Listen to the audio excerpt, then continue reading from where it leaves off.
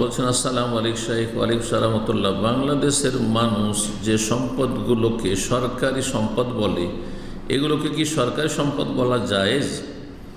কারণ এগুলো তো বাইতুল মালের অন্তর্ভুক্ত। বাইতুল মাল, জাকাত, সাদাকা, গনিমতের ধন সম্পদ, ফেয়ের ধন সম্পদ, এগুলো বাইতুল মাল বলা হয়। এগুলো সরকারি সম্পদ অথবা রাষ্ট্রীয় সম্পদ বা জাতীয় সম্পদ, এই ভাষাগুলো রয়েছে।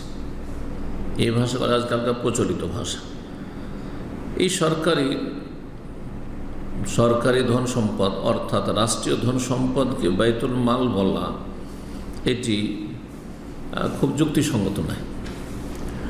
বরং এটি হচ্ছে জাতীয় সম্পদ।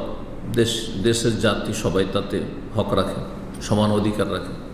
রাষ্ট্রীয় সম্পদ মানে রাষ্ট্রের কাছে আমানত, আর এটি হচ্ছে দেশের প্রত্যেক নাগরিকের সম্পদ। আর সরকারি সম্পদ মানে এতে সবাই সামিল, এই হিসাবে সরকারি মানে এই নয় যে প্রধানমন্ত্রী এর মালিক।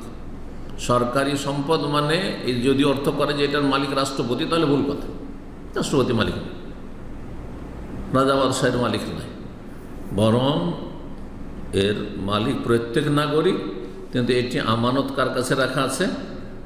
যারা রাষ্ট্রনায়ক, তাদের কাছে রাখা আছে। এই আমানতের খেয়ানত করলে কিয়ামতের দিন আসামের কাঠগড়ায় হাজির হবে এবং কঠিন শাস্তির সম্মুখীন হবে। জি, নবী সাল্লাল্লাহু আলাইহি সাল্লাম নেতৃত্বকে বলেছেন, ওয়াইন্নাহা আমানাতুন, এই যে আমানত, ওয়াইন্নাহা ইয়াউমাল কিয়ামাতিন হাসারাতুন ওয়া নাদামাতুন, কিয়ামতের দিনে অধিকাংশ নেতৃত্ব মানুষের আক্ষেপ এবং লজ্জার কারণ হবে। নেতৃত্ব গ্রহণ করার জন্য বা নেতৃত্ব নেওয়ার জন্য মানুষ লজ্জিত হবে, অনুতপ্ত হবে, আক্ষেপ করবে যে হাই কী করেছি। কারণ অধিকাংশ মানুষই জবাব দিতে পারবে না।